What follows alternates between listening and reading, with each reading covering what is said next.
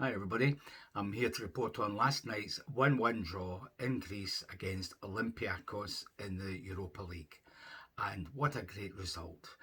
Great result, decent performance, especially when you consider it was against last season's winners of the Europa Conference League.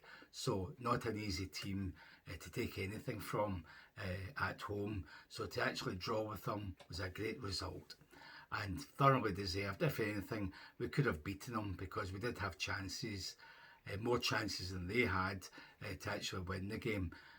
I don't even remember Super Jack having a save to make. So well done the whole team for organisation, their hard work, getting stuck in, keeping them well away from our goal in most cases. And I think when they did shoot, it was wide or high. So that should continue hopefully in future games, and we might end up getting more than draws in some of these future games, harder games actually. So great result, decent performance. I don't think anybody played badly, so that's a plus as well.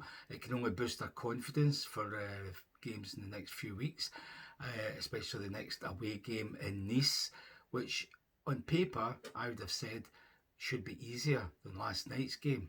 So maybe that gives us hope that we can even win in Nice, or at the worst get a draw. So things are looking better than they were, say, 2-3 weeks ago. But that wouldn't be hard, would it?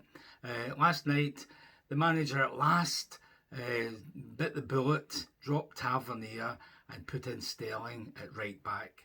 The only quibble I would have with his team selection was that he had Proper back in central defence instead of Casemiro. I didn't want Balogun there. I didn't think he'd be a positive if you put him back in there. So I was expecting Casemiro, but no, Proper was back in there. So at least Tavernier was gone, so that was something. Unfortunately, we still had to put up with Drossers up front. We'll come back to him in a minute. So anyhow, good team out, good setup, normal setup, maybe more ideal for this kind of game when you're playing away from home in Europe. So it looked promising when we saw the lineup, and then once the game started, we actually started really well, and we looked as if we could pass it about. We even made a couple of chances before they did. One where Drossers from just inside their half, a foot or two inside their half, was put right through on the goalkeeper. And he ran forward, well, trundled forward with only the goal to beat, and of course he hit it straight at him.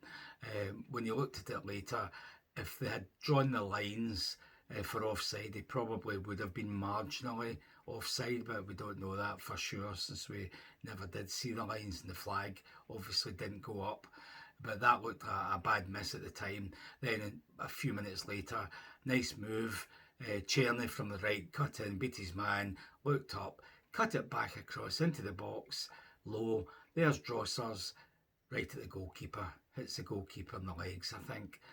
So there's two misses. One might not have counted anyhow, but you're thinking this is just so typical. This is why we're up against it in most games when you've got a striker who can do that when a goal really changes the course of the game. So now the action continued. As I say, we kept them well away from our goal. We probed them quite a few times, looked promising moves. Maybe the final ball wasn't great, but we certainly held our own, and we deserved to go in at least nothing each at half time. And then start of the second half, or what was it, 10 minutes into the second half, their star man, El Kabi, the great goal scorer that he is, he'd been kept quiet all night. He wasn't troubling us. Then one chip up the middle. I can't remember which guy went up and headed it down, but the important thing was three of our players went towards the guy who's jumping up to head it down and back the way, so that El Kabi was unmarked. And not only that, it was a bad header because it was like 2 yards behind the guy, but he still had time to run 2 yards back the way, swivel, and blast it into the net. What a finish, great finish, with Suter too late to get out to him, maybe about 3 yards off him, no chance of blocking it. So there's the difference. They've got a proper striker.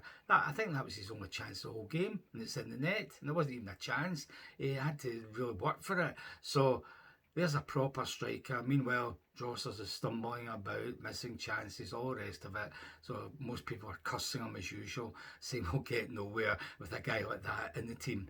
And then 8 minutes later we equalise, and it started with wee Barron putting in a tackle to disrupt a possible attack from them. Then their guy made a loose pass that Cherny pounced on. Lovely through ball from him, low, right onto Drossers. He runs into the box, or just to the edge of the box, and he was lucky in that the defender sold himself by sliding in when he didn't have to, and he went past Drossers, so that left him with an open goal, only the goal to beat. And for once, he actually lashed it into the corner of the net. So great finish. I couldn't believe it was him. Great finish to get his equal. And that's how it turned out. Obviously, it's funny that Drossers has been pretty bad the last two games, the semi-final and then last night, and yet he's been responsible for both equalisers. So you've got to give him credit for that at least. But he is not the answer. If he's the answer, you hate to think what the question is, because even after that, it was a good move, went to him, heading towards goal. He's got two of our players to the left of him. Just slip it to them and it might be a goal. No, he tries a shot which goes yards past the right-hand post. So that's more like him. So we can't afford to keep going with a guy like that. It'll really cost us, even if he does pull out the odd gem every so often. It's just not good enough. So now, game continued as it had been. We were pretty much comfortable.